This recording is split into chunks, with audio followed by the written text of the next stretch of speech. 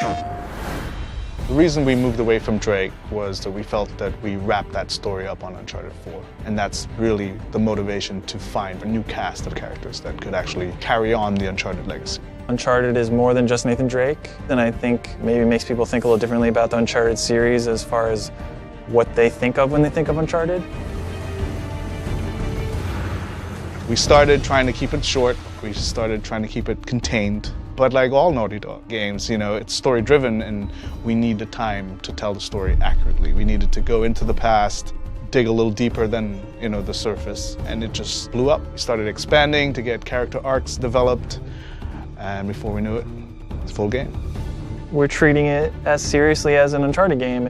The game could stand on its own as an entry in the series. It's going to be the sum of Uncharted's in terms of gameplay experience with some of our beloved characters, some of the most fan-favored characters.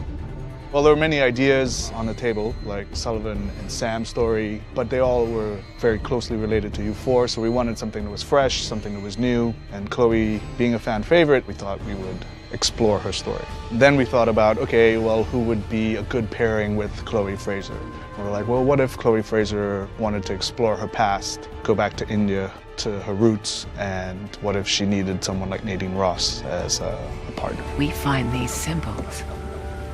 We find the tusk. And then that was the kind of jumping off point of these two interesting characters together. We can put them wherever we want. We know that there's going to be fun stuff happening, and Chloe is more improvisational.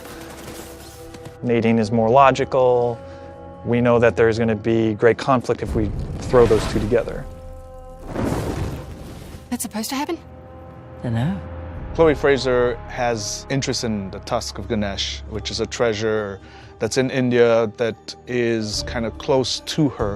Her father was an archaeologist. He had tried tracking down this tusk before in the past. So for Chloe, there's a personal attachment to the tusk.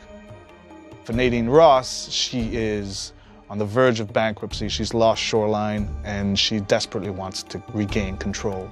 That's where the characters start. Because of Nadine's military background, particularly with our villain, Sav, Chloe's brought her in to kind of help her out. He's just another warmonger with no war to fight.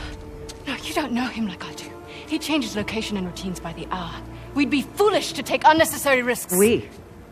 Let's get one thing straight. This is my gig. You want your share? We play by my rules. For Sav, as a villain, he is motivated by a code. He believes that he owns rights to this land, and he's fought a war that has kind of gone on for centuries. So recently he has started rekindling this war to profit. Giving the player more options, I think, would be the highest level, encompassing way to describe what we're trying to elevate even from Uncharted 4. We have all those things at our disposal again: rope climbing, driving, we have the winch, stealth options. We have lockpicking now, so we have crates of things that you can find certain weapons or treasures in. We just present you with a lot of stuff that the player can then decide what to do, and then, of course, having an allied character with you during all of those things and making sure that they can react and be as lifelike as possible as a human would. We're taking advantage of the buddy system by integrating more of the narrative. For example, if our characters in the story aren't communicating well, or they're upset, or they're aggravated, it will reflect in the gameplay. So if I've just come out of a heated argument with Nadine Ross, in the gameplay you will feel that tension, you will feel that aggravation.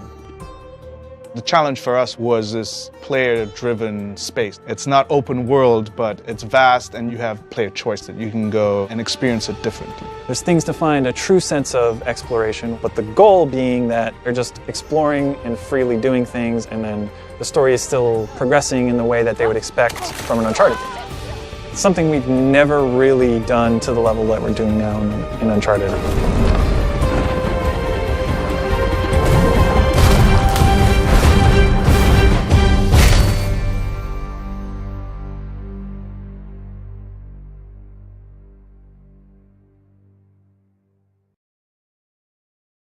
PlayStation